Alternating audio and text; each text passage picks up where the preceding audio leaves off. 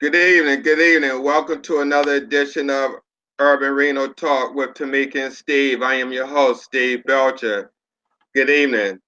So, tonight we definitely got a great show for you, but before that, again, I ask for thoughts and prayers for my partner, Tamika Moore, as her and her baby girl has made it home. And I do have pictures to show our audience.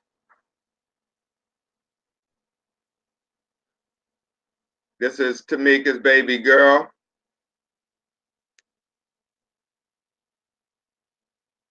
And let me get the next picture.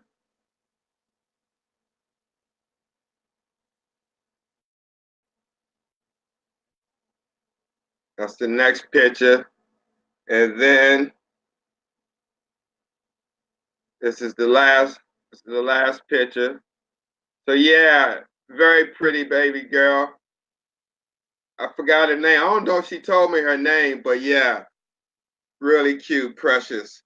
So again, just keep her in your thoughts and prayers. You can stop by her page at Tamika Moore or uh, Instagram at chasing_pretty. So tonight I want to bring on our guest. She's been here before, told us her story, amazing story, very blessed woman and kidney warrior. So without further ado, I bring on our guest, Tamika Smallwood. What's going on, Tamika? Hi, how you doing? Pretty good. How's everything going? It's going pretty good. Good, good, good. So how's the weather down in Norfolk?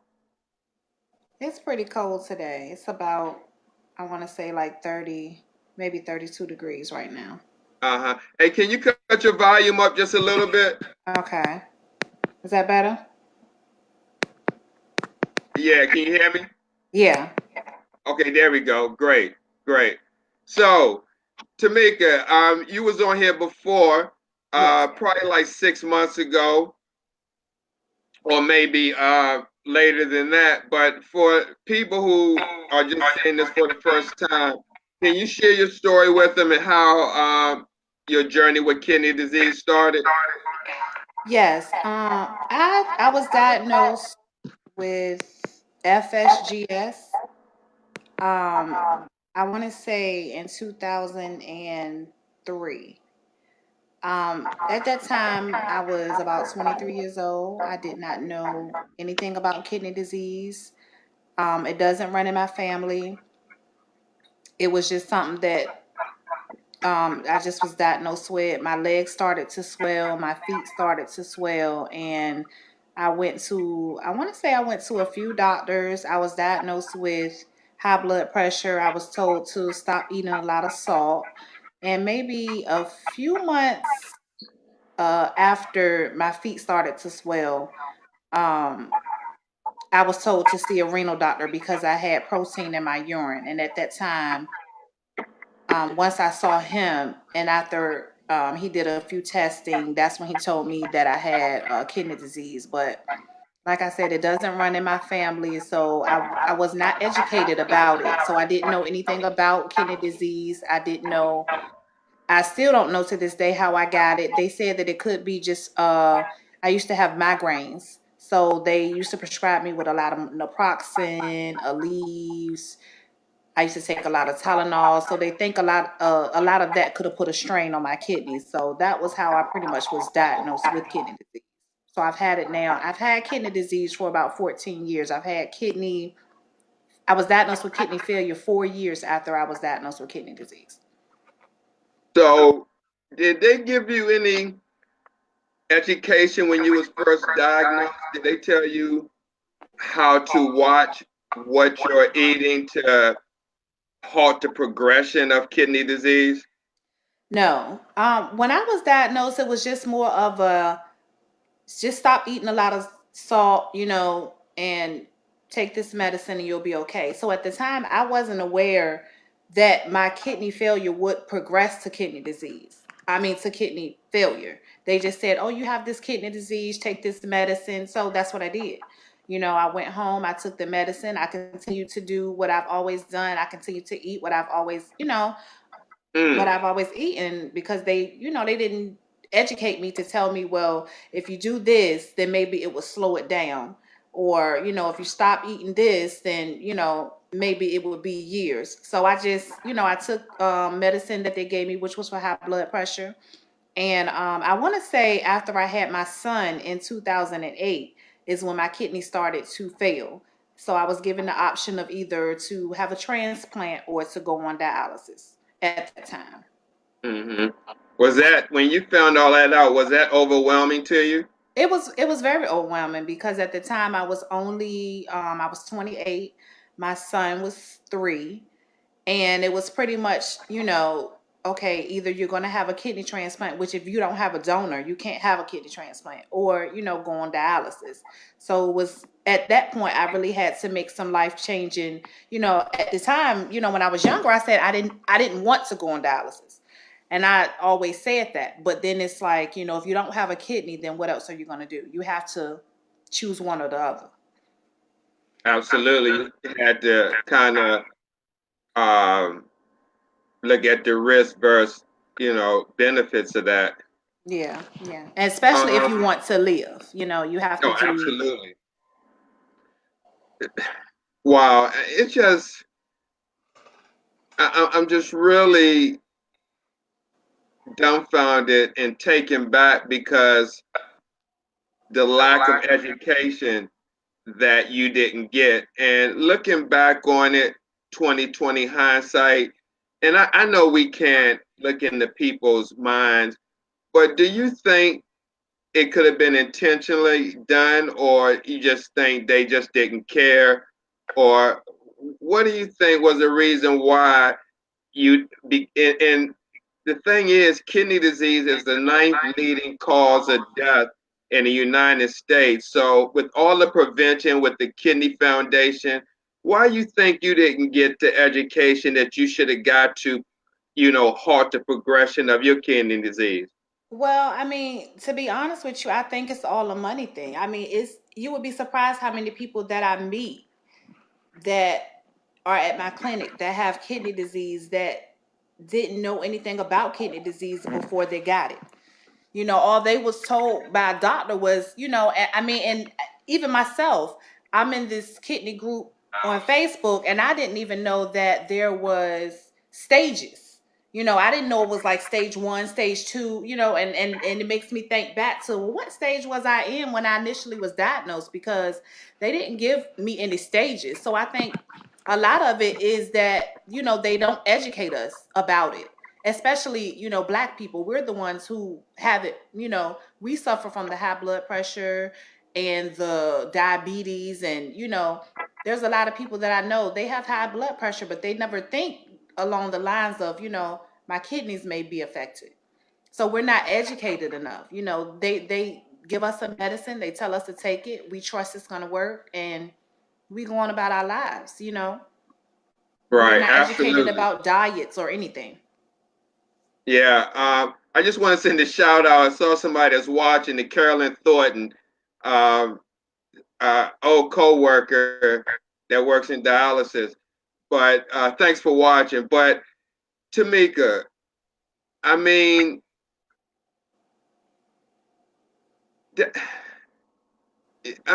I'm still taken back by that because a lot of people don't understand how serious kidney disease is, and it's so serious that even healthcare workers, which I did have a nurse practitioner on that had it, but even people that I work with in dialysis, I know several people that's on dialysis Mm-hmm. that worked in dialysis.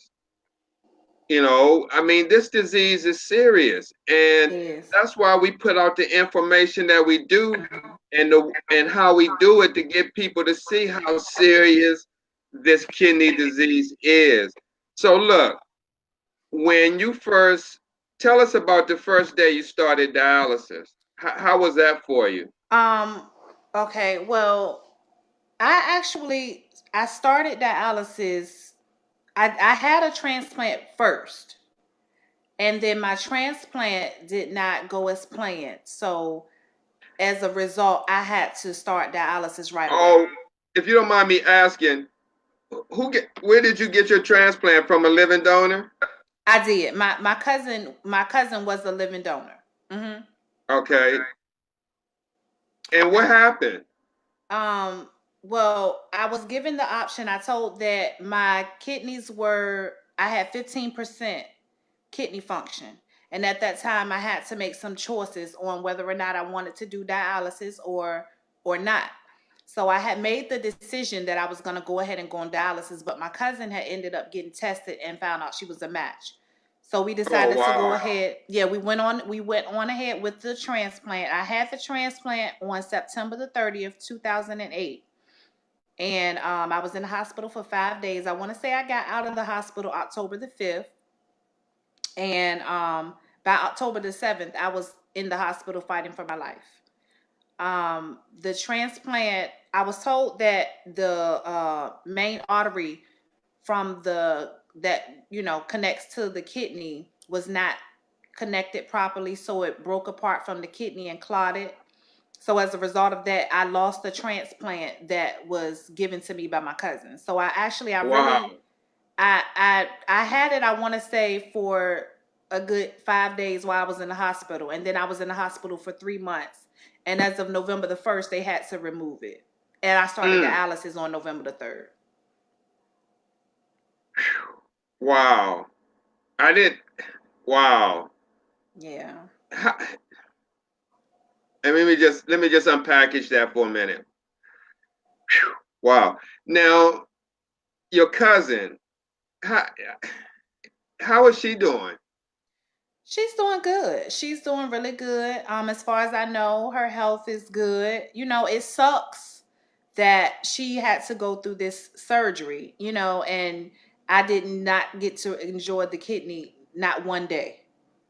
Not one day was I able to enjoy it. So it sucks for both of us pretty much. Wow. Wow. Unbelievable. I'm definitely sorry about that, but I mean, you have to look at things in the bigger picture. Yeah, Um, you know, and so when you started dialysis, did you start in a hospital or I straight in the did. outpatient unit? I started in the hospital. I started with a catheter. I started immediately once they removed the kidney. I did two treatments in the hospital, and then after my two treatments in the hospital, then I moved to the clinic that I am in now. So let me ask you this, and I'm sure people would probably want to know this. When that happened, that situation, did you go through any depression? I did. I still do. I mean, it was hard because first I was young, so I was under the impression I'm gonna get this kidney transplant, and I didn't know what it entailed. I didn't know what I was gonna go through, but I was under the impression I'm gonna get this surgery. I'm gonna go back to my life. I'm gonna go back to my job. My son, he was only 3. He had just started kindergarten, and then I didn't know what was gonna happen once I started dialysis. I wasn't educated.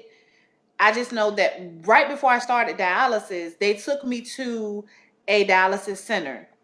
And, I see these people and they're a lot of older people. So I'm just like, I'm not knowing what my life is going to entail. So once I actually started dialysis, it was a lot harder because I had to adjust to doing this when I started, I was on the machine 4 hours until my clearance and everything got good. So I was on this machine 3 hours a day and for 3 days a week. Well, I started at 4 hours, so it was hard. It was a hard adjustment, especially being 28 years old, and you're thinking you don't know what you're going into. Nobody has ever educated you on, anything as far as dialysis goes. Hmm. So what got you through those rough times? Um, I want to say prayer. I mean, it's hard when you're young and you're going through this, and you have a child, and you're thinking, you know, my whole life is over. You can't work.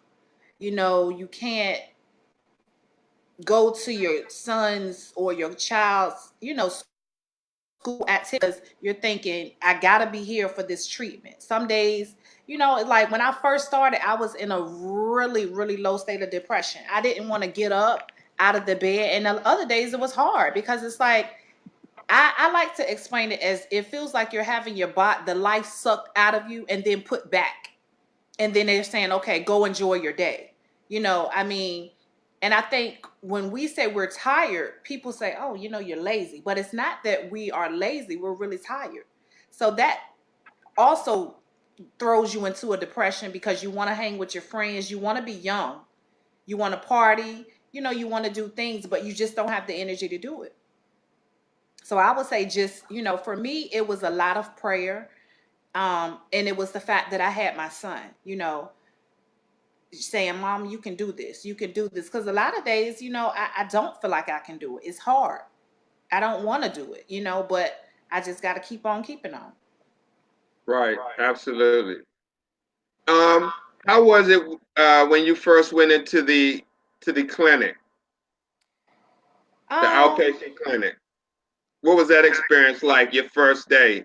I mean, did they take you in the back into a quiet space to go over the admission package with you to explain all the procedures and insurance information in detail in the consent form?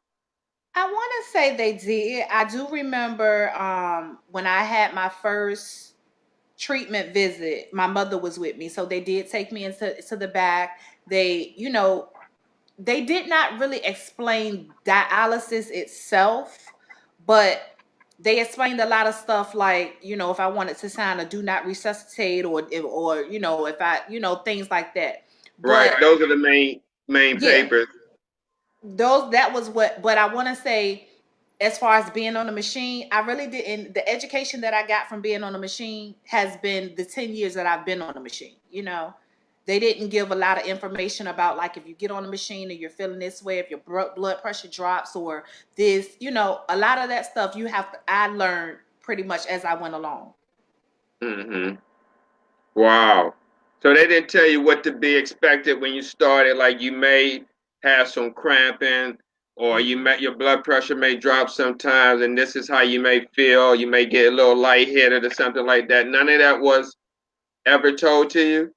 No, and as a matter of fact, I can remember when I first started. And I want to say this was one of my first treatments, and I started to get lightheaded, and I didn't know what I was feeling, but I just knew it wasn't right. And I said to one of the techs, I said, I'm not feeling right. And I know they were taking my blood pressure at the time, and they said, oh, well, your blood, the blood pressure thing stopped, and they said, well, your blood pressure is fine. But I know how I felt. So I'm saying to them, I don't feel right. And at that point, I remember kind of losing my sight for a minute. And it felt like somebody was like, my head was pounding. So I'm, telling them I'm not feeling right. But at that time, thankfully, my time was almost up. So as they started to run me back and, give me the saline, I started to feel better. But Hmm.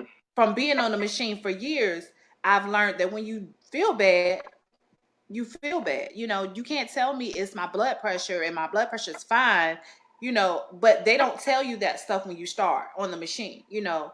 If your blood pressure is fine, then they're okay, but it doesn't mean that we're still not feeling good. So those are things that I pretty much had to learn as I went along. Right. Now, I was just thinking back when me and Tamika and I interviewed you, and you had a remarkable story. Now, I recall that you had mentioned that you lost your vision. That's one of the challenges that you incurred during this journey. Hmm. Can you share about that? Yeah. I want to say about a year after I was diagnosed with, when I started dialysis, I was having a lot of issues with my blood pressure. And I had really high blood pressures. My blood pressures were ranged from 190s to 200s. So, I was letting my clinic know, my blood pressure's high, and I was taking my medicine as I should, but for some reason my pressure wasn't budging. So, my pressure stayed in the 200s. I want to say for a while, for months. My pressure was high, and it was even high. Normally when you get on dialysis, your pressure's supposed to go down. Mine's went up, but it stayed that way. So I had went to the hospital for my high blood pressure. I woke up one morning and I just wasn't feeling right, and I went to the hospital. I was in the hospital, I want to say about 4 hours. They gave me medicine in my IV, and my blood pressure didn't budge. So they discharged me, and they told me, "Oh, it's kidney related. See your nephrologist." But at the same time that they were discharging me, I was going blind. And I told them I couldn't see, but what ended up happening was they said that my blood pressure was so high that I had a bleed in my brain, and it caused me to lose my vision, and it caused me also to have a seizure. So I was in Wow. ICU for a while for that. Mm. Wow, you've been through a lot, I've and been I'm through. sure you're a true warrior, and I know your faith has a lot to do with that. It does. It does. I mean, if really, I tell people all the time, if you don't have anything to look forward to, it's really gonna be hard. It's really gonna be hard because just getting up, knowing you have to get on the machine is the worst part. And just being there, and most people, they look at you and they see you smiling, or they see your pictures on Facebook and they say, "Oh, well, you don't even look like you sick, so you feel good," but they don't know, like, how much it took for you to get to that picture just to look like you're okay. We want to, you still want people to look at you like you're a person and don't want to treat you like, "Oh my God," you still want to feel normal. But Right. being on the machine is really hard. It's really hard. Have you thought about home dialysis? I did, but um and I actually was talking to my social worker about this, I want to say the other day. For me, home dialysis seems like it's a lot. And it's only me and my son, so I feel like I want him to have a sense of normalcy. I don't want him to feel like he has to be obligated to, well, she's doing this, so if something goes wrong, I have to be here, or I have to help her because I'm here. I want him to still have a normal life. I don't want him to feel like he's obligated to stay home and help me with the Mm-hmm. machine, or, so I just rather not bring it into the home. And in a way, we still have a little bit of normalcy, rather than to Right. bring it home, and then he's here, and then he has to really see what I go through, and then it'll be a lot harder. You know what I'm saying? So Mm-hmm. to me, it really wasn't an option. Like, I rather stay in center. I may consider it later. And I've had a lot of trauma to my stomach, so PD is also not an option for me right now. Right. Right. If let me ask you this: if your son asked you to do it at home, and he asked you because he maybe wanted to assist you, would you consider that? I'm I might. I mean, I do want a lot more freedom than what I have. I want to travel more. Um, I probably would. I may consider it if if he was okay with it. I would probably consider it. Hmm. Hmm. Have you ever thought about talking with other women who may have done it at home or who are doing it at home that have I children? have. I've talked to I have talked to a few people, and surprisingly, some of them share the same feeling. But I have also talked to people who said it's great. They have more time to, some of them are working and, traveling and, so I've heard a lot of pros and cons. I am actually going to go to a class on it just to see if it'll sway me in the way to do it. So, Mm-hmm. I'm open to it. I just, you know, I'm definitely open to it though. Mm-hmm. And I also want my son to attend with me. I mean, if he says, "Mom, try it out," I don't have a problem with trying it out. Mm-hmm. Um, I wanted to ask you a question. You you do kidney walks. I noticed ever since being your Facebook friend that you participate in the kidney walk each year. Mhm. Do you think the Kidney Foundation is doing enough for the African American community as far as kidney disease awareness? No, I don't. And it's funny you asked that. I attended the I want to say the cancer walk. It was millions of people. I mean, it was so many people. It was so much participation, and it kind of just made me feel like, well, why don't we get the same? I mean, we have a a good amount, but to me, it's not nearly enough as other foundations. And I don't think they advertise it enough. Well, let me interrupt you for one quick second because you said something that a lot of people don't know that may be watching, and I don't minimize breast cancer by any means when I say this, but kidney disease kills more people than it do breast cancer and AIDS. So It does. that ought to tell you something when you have the ninth leading cause of death not getting the attention that it should, but you're getting other Hmm. diseases that you know doesn't have the impact as kidney disease does. It ought to tell you something. Yeah, You that's the know, truth. wow. I agree with you, and I think that's the main. We're not educated enough, and I mean, and I'll be one to admit I knew nothing about kidney disease before. And I really didn't care. I mean, I didn't know anything about it. No one in my family had it, so it wasn't important to me. Right. And I think a lot of our culture, we don't know about it, and if it doesn't affect us, then okay. But so many of us are at risk.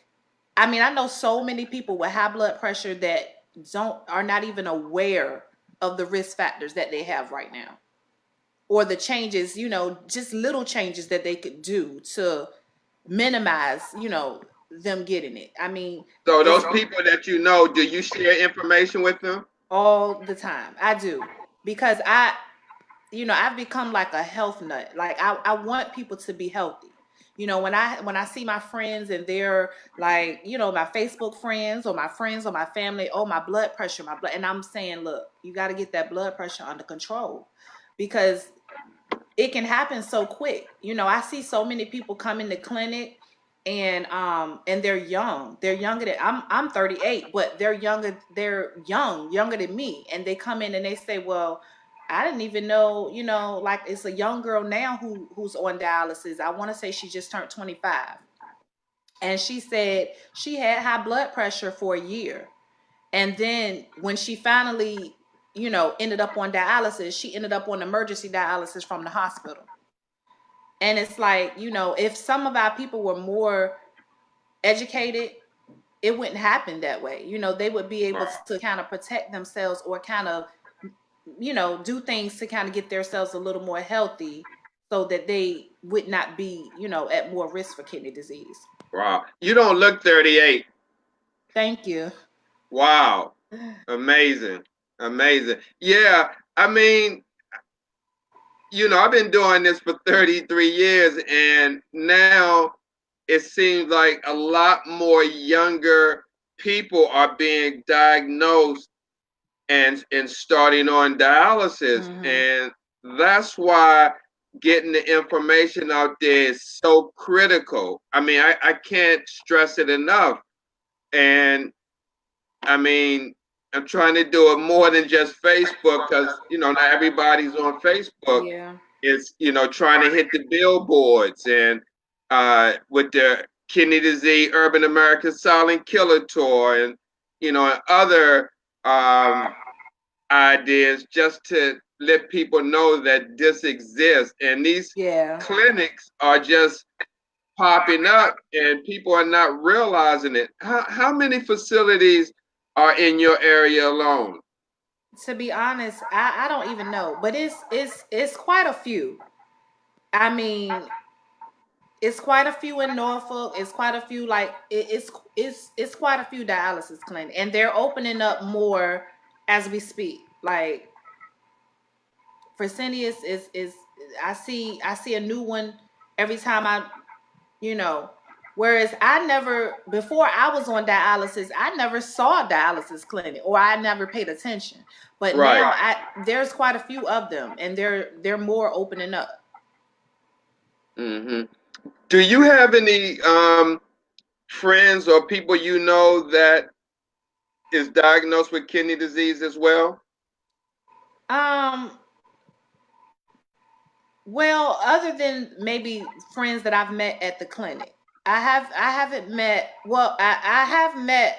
Well, she's on dialysis now, but I met a few people um on Facebook that had kidney disease, but now that it has progressed to kidney failure. Hmm. Hmm.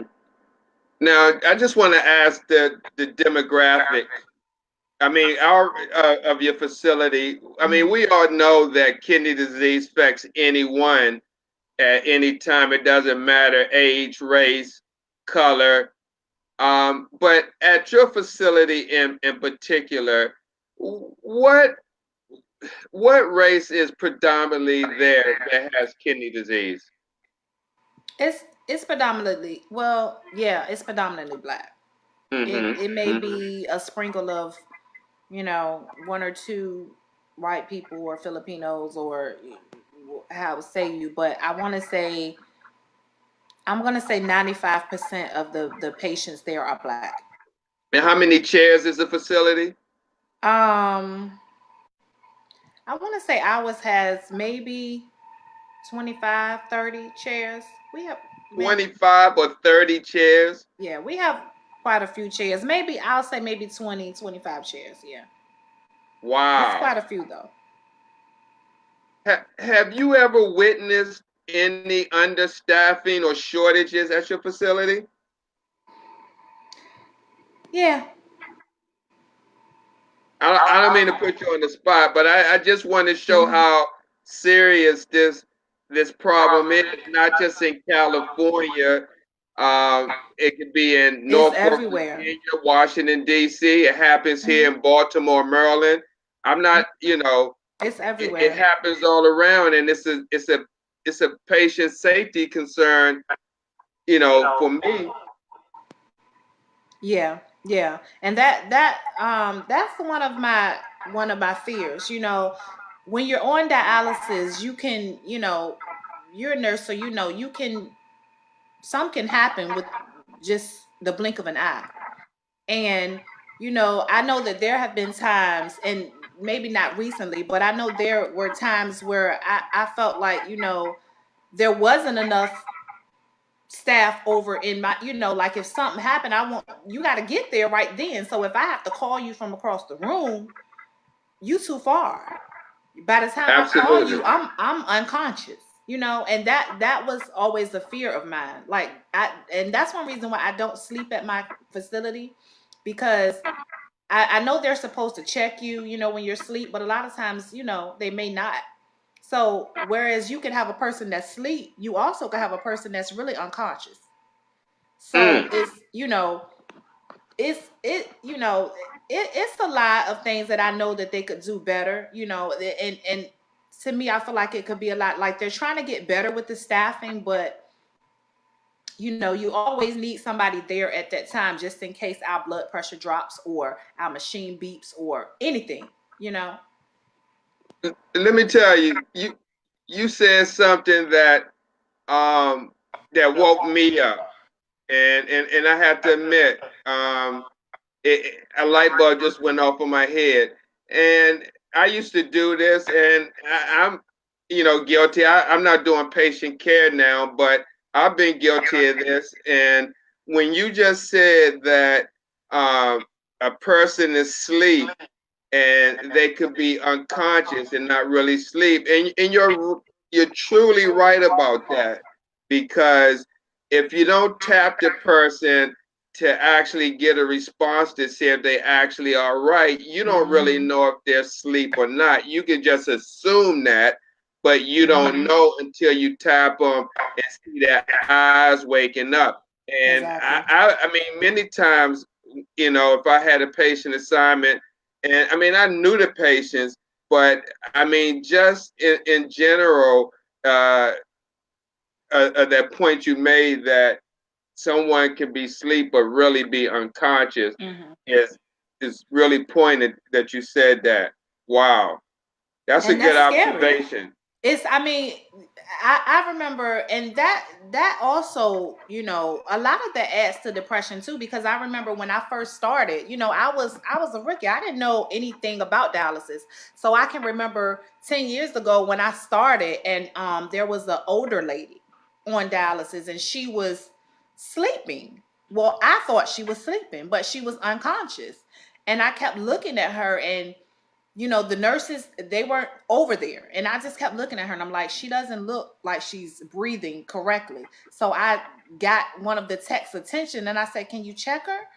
And she was unconscious. So that stood with that, that stuck with me all of these years. So even now that I've been on for 10 years, I don't per se sleep on the machine. If I do fall asleep on the machine, when I wake up, I'm going into a panic attack because I'm nervous. I'm looking around. I need somebody around, because seeing that, I think that they do, if we're on the machine and we're sleeping, tap us, shake us, at least every 20 minutes or something. Because Right. anything can happen when you're on that machine. People don't, I don't think people really realize that. But I want you to respond to this comment. This is from one of my co-workers in the past. She says, yes, but we really need people that really take the job serious. The patients really need to receive the best care. I really agree with you. She said, honey. But um, d- do you think a lot of the technicians are taking their job serious? I mean, I'm not Well, trying to have you put anybody on blast or anything like that, but just in your 10 years, I mean, you're a veteran warrior at this. I mean, do you think from the time you started until now, do you think the people coming in, the workers that's working in dialysis now, 2018, 17, do you think they taking this job serious as people who were once started when you first started dialysis? well, to be honest, at my clinic, I do. I, it might be a few that come through there and don't stay, but for the most part, the techs that I have, they are great. They not only, and that's what we need. I don't need somebody who's coming who's just like, oh, let me put the needles in you and go and do my job and go. I need to know that you care about me, because I'm you're pretty much my family. I'm gonna see you 3 days out of a week, or at least whenever you're working, and you're gonna be with me. I need to feel comfortable with you, because you do get texts every now and then. They may be having a bad day, or you don't want nobody that doesn't take their job seriously, because they got to stick you with these needles, and if they make Right, a mistake, then that's your lifeline. right. We lose our access, then what else? So you want to have people that actually take the job serious. Well, let me just piggyback on that and what Curlin was saying. I mean, I'm not sure how many clinics are down in Norfolk compared to, Baltimore City or like Richmond City, Richmond like a big capital city. But Mhm. I mean, here in Baltimore, I mean, there's tons of clinics. And I mean, you have techs that go to a lot of clinics, PRN, and work here, work Mhm. there. And I mean, I'm just gonna be honest. A lot of people, not all, but a lot work to make extra money. They go in Mm-hmm. and do what they got to do and get out of there. Not taking the job serious. They're a younger population now, the Mm-hmm. millennials, who That's true. don't like to do nothing, want people to do everything for them, and it even shows in the dialysis clinics and patient care. I mean, I'm not ashamed to say it because I've Mm-hmm. seen it. Yeah. It's frustrating because we seen the veterans who's been doing this 10, 15, 20, 30 years are seeing people who coming in here right off the street and Mm-hmm. not taking this job serious. They on the cell phone, they on social media, and just like you said, you could be asleep and you wake up and look around and there's nobody there. I Mm-hmm. mean, I've seen that many times of where I work where patients wake up and there's nobody around, machines going off, and you look around. You know, you could be at one end and look down the other end, and there's nobody around to reset that machine. I mean, this is serious business, It and is. if it's not talked about, if people are not challenged, I'm not saying go to your clinic and challenge the healthcare worker or the tech or nurse on everything that you see, but you have to be mindful when you're dealing with something like this, especially when you have someone else has your life in their hands. And Exactly. like you mentioned, Tamika, anything can happen in the instant of a second.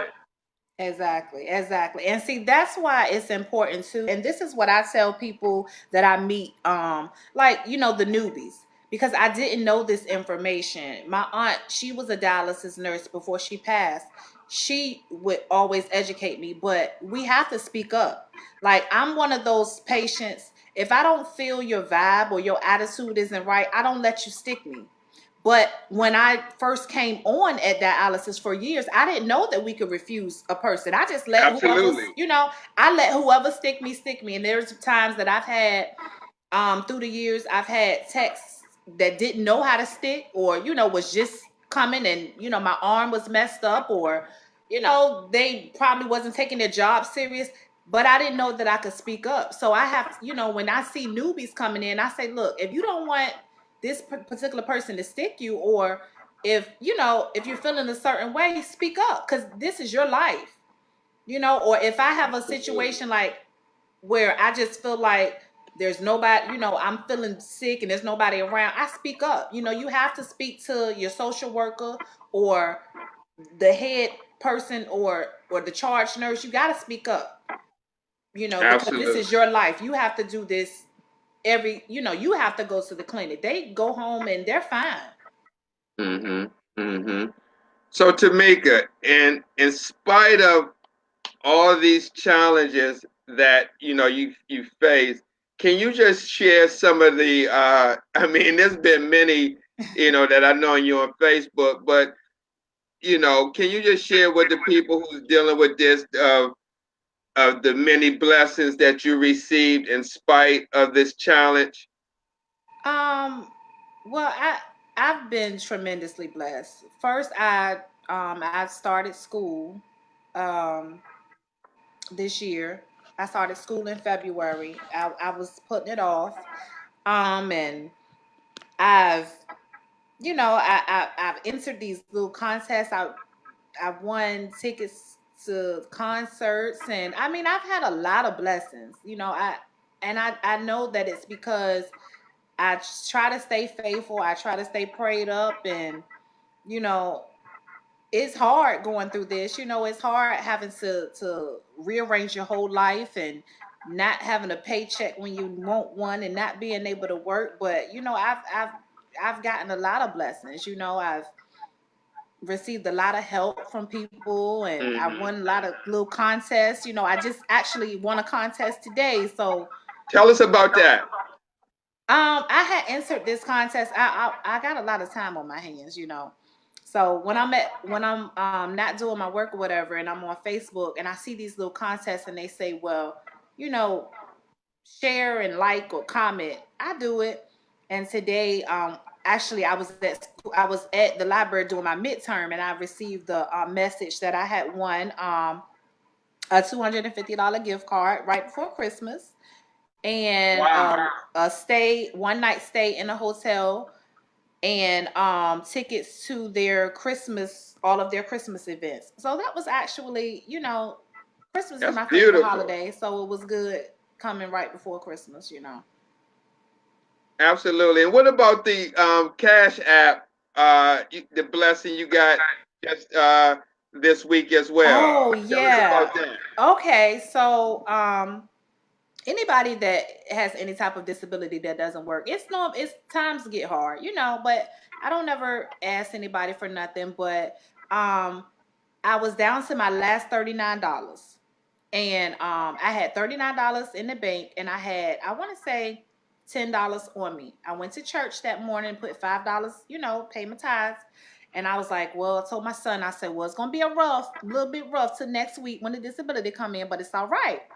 So I was at dialysis, I want to say Monday, scrolling up through my phone. So I just said, let me check my cash app, but I knew I ain't had no money in the cash app. So I clicked on my cash app, and it said that I had $90. And I was like, okay. So, Cash App normally sends a message telling you when someone sends money. So I went, there's nobody sent anything, nothing was transferred. So I'm like, okay. I cut my phone off and I cut it back on. I clicked on Cash App again, and boom, $90. And I'm like, okay. So that definitely was a blessing, because I don't know where it came from, but it was a blessing. Yeah, that's crazy. Normally, don't they send you who sent the Cash App? Yeah, normally when I get a cash out, like if somebody transfers money, or if it'll show up. And the last transaction that I had was from my sister, which was days prior. And when I checked it, I want to say Saturday, it was zero in there. So I still don't know, like, exactly where it came from, but it was there. And I Right. had to share, I had to show somebody just to say, okay, you see this, right? You see that there's been no activity. There was absolutely no activity. And Monday, $90 was in there. And what was the message you said that came after that? Yeah, I cut my phone off and cut it back on just to see, like whether, my mind was playing tricks on me. And I normally get these I follow a preacher, and sometimes I get little messages. And when I cut my phone off and cut it back on, there was a message, and it said Jesus is sneaky. Wow. Yeah. So I took it for what it was. I said, you know what? This is a blessing. I'm going to take it as such. It definitely was a blessing. So do little small things like that reassure your faith in God? It does. It does, because when you're going through something like this, a lot of times you feel like, why me? Like, and I share with people all the time. I've seen so many people come through my clinic. I've been doing this 10 years. I can't count how many people I've seen come through my clinic and get a kidney. And and I think to myself, like, I mean, and when is it going to happen for me? And it does a lot for my depression, because but when things like this happen, it just reassures me, God, he's working, but he's working in his time. He's not going to do it when I want it, because I want it right now. But if I just be patient, and 10 years is a long time to be patient. But again, Right. Wow. it's his time, not mine. So it's definitely reassuring. hmm And I just want to thank you again for letting me come through to help celebrate your birthday with you at the Sugar Yes, at the Factory. Sugar Factory. Yes, that Yeah. was I mean, awesome. yeah, it was. It was. Thank you. I loved it. Now, it was a definitely enjoyed meeting you and your sister and your friends. That was awesome. Thank you so much for coming. We had an So awesome time. absolutely, absolutely, I wouldn't have missed it, even though I caught hell, but I wouldn't have missed it. Absolutely, I wouldn't have missed it. Thank you so much. So I definitely appreciate you for coming. yeah, what's on the horizon for you? With Are you thinking about getting another transplant? Yes. I was on the fence for a while, but I'll never know unless I do it again. I will Mhm. say if I'm not gonna say if, but I know that this one will work. But that will probably be my because that one is gonna be the good one. But I want another transplant. I do. Mhm. Mhm. Mhm. Are you have you done any advertisement for donor? Other than Facebook, I have not, but I have gotten a little bit of ideas actually from Facebook. I've seen people who made shirts who said they need a donor, and they wear their shirts out, or bumper stickers, or things of that nature. So I'm thinking about really ex you know jumping out there. Hey, I need a donor. I'm thinking about really going that extra mile because I've seen a lot of people who have done it, who have gotten kidneys. Oh, absolutely. Did you see our show with Selena Jones? No. Mm-mm. I encourage you. She was on Sunday Morning Transplant Coffee Talk last week, and she got her donor through Craigslist. Well, that's how Oh, it started. wow. That's how it started. A newspaper, a journalist saw her ad in the furniture section of Craigslist looking for a kidney, and he thought it was odd, and he called and he did a story, and then it kind of caught on, and that's how she found her donor. Her donor was in Chicago. Wow. Okay. I have seen stories like that, and a few people did suggest it. I mean, at this point, I'm open to I'm open to it because I have a lot more things that I want to do. I feel like my son, he's getting older. My son was 3 when I started, and he's now 13. So Wow. there's a lot of traveling that we haven't done that we still need to do. There's a lot of life to live. So I'm ready to jump out there. So that's actually, I might have to try that. Absolutely. So as that time winds down, far as I definitely tip my hat off to you. I mean, I really do, Tamika. I'm so fond of you. I mean, because I Thank think you. you have a lot of tenacity and spirit, and I read a lot of your posts in the morning, the positive quotes that you put out there, the stories that you share, that you aware of, and just the conscious awareness that you put out there, and the positive energy. I mean, I see it every day, and you know, I just tip my hat off to you. But what words of encouragement could you leave someone who is 28 years old watching this, or someone knows someone that's 28 years old and that has a son and that just been told that they have kidney disease and they have to start dialysis? What could you share with them to help them get through that initial process? Well, this motto, I live by this motto, and it helps me every day. And it basically says you have 3 choices in life. You can either give up, give in, or give it all you got. So I encourage, whomever is going through this, that think that they can't make it, to give it all you got. And that's pretty Wow, much it. absolutely. Anybody you want to send a shout out to?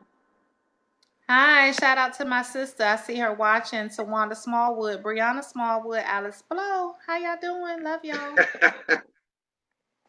That's great. Was that the sister that was with you up in Uh-huh. Yeah, Sugar my sister Factory? Tawanda and Brianna. Yep, both of them was with me. Hey, Tawanda, Brianna, thanks for watching. Definitely appreciate your support. Absolutely. Wow. So, what days do you go to dialysis? I go Monday, Wednesdays, and Fridays. Okay, so You go tomorrow. Yes. What time is your shift? My shift is 9:45, not 9:45 to 1:15. I run 3 hours now. When I initially started, I was four, and then my clearance is really good, so I went to 3:45, then 3:15, and now I'm at three. Wow, that's great. That's great that you know. And let me just share this with you. Um, I mean, it's just a tidbit of information. When you mentioned that your clearances are good, what some people don't know, they could talk with their physician and see if maybe you can do twice a week. I asked, I did mention that I had a review, I want to say Wednesday, and I asked them because they said my clearances have been good for years. I clear very good, but my nephrologist said he doesn't want to cut me down. Actually, he would suggest that I go up a day, but that's not happening. So And I tell you, yeah, he said he would actually suggest that I add a day on to my 3 days, like, of torture, pretty much. So I said, no, we don't want to do that. So he's like, yeah, he don't want to cut it down, but he actually wants to add a day. And I'm like, okay, well, like you don't have nothing. I mean, I know you had to save your life, but like you don't have nothing else that you got to do to spend 4 days at outpatient dialysis exactly, units. 4 days a week, as if 3 days is not enough. And it doesn't even look like, I mean, just by me when I met you and seeing you now, that you you know carry a lot of fluid or abuse it or off the charts with your diet that you would even need that. Yeah, my numbers are always, good. Like, I mean, with the exception, my phosphorus may be a little elevated every now and then, but as far as everything else goes, I'm normally, I don't come like 4.25, really swollen and things like that. So to add another day would be pushing it for me, you know. Wow. I know. Somebody mentioned why it really makes no sense when your KT over V is so good. That was my colleague mentioned that she works in dialysis. Yeah, I mean, if your KT over V is good, and I mean, I just don't understand. And when I hear stuff like that, it makes me think of money. And Yeah. I don't always like to go to that, but I mean, sometimes that's where it comes, because each time those machines, each time your blood hits the machine, they can charge you. And it's definitely hefty, like, Oh, I'm dialysis sure. is, I'm sure. and but I felt like that too. I'm like, because I think he said most physicians would argue that us patients on dialysis are not receiving adequate dialysis in 3 days. So I if mean, they that's could, true. That's true. but 4 days, and my clearance is always good. That's a bit much. Yeah, I mean, because with people on nocturnal dialysis, they dialyze about 6 to 8 hours, three Hmm. nights a week. And when you multiply that, per week, 3 times 6 is 18, Hmm. opposed to someone who runs, 12 hours a week, opposed to 18, your clearances are going to be a lot more better. I mean, so that's true, but at the same time, if you're still urinating and you got good clearances and you're fine and this is happening on 2 days a week, if you know what I'm saying, I mean, Yeah, if yeah, you got KT over V greater than 1.2 and you're feeling good and you still have urine output and you're still maintaining this at twice a week, yeah. even if you did 4 hours 2 times a week, It I would mean still that's be eight good. hours. I mean, I know someone that's doing one day a week, and Yeah. he's doing great. Guy out of Louisiana, Ty Smith. So I think it affects everybody differently. I mean, so Well, I ain't gonna keep you. I know you gotta get up early, but I really appreciate you, Tamika, taking the Thank time and coming you. back on the show and sharing your story with our fans who, haven't heard your story but hear you loud and clear on Facebook. Thank you so much for having me. I appreciate it. Yeah, so um, I definitely will be following you and will be in touch, and I look forward to coming down Norfolk soon. Hope to get something going on down that way, and if I do, I'll definitely reach out to you. Definitely. We need something here. We need more, education. Absolutely. All right, Tamika, I'll talk to you later, okay? All righty. Thank you. Good All right, night. take care. All right. Good night. Yeah, y'all.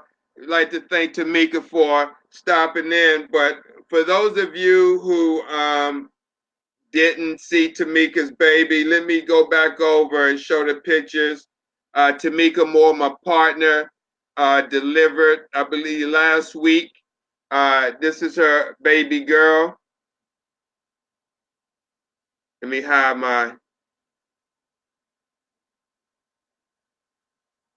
pretty little baby girl. Yeah. Let me get the next picture.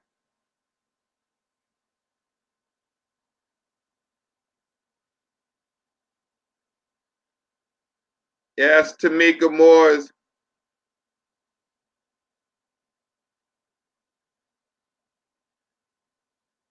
Let me see. And this is her sleeping. So cute. Yeah.